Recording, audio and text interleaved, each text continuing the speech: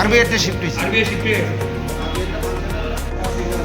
আমরা বরং একটা কাজ করতে পারি, এই স্কুলে আবার একটা ডেডিকেটেড পাওয়ার সাপ্লাই মানে আমাদের এটা আমরা একটা চিন্তা করে একটা পাওয়ার কথা না তোমার করা হচ্ছে।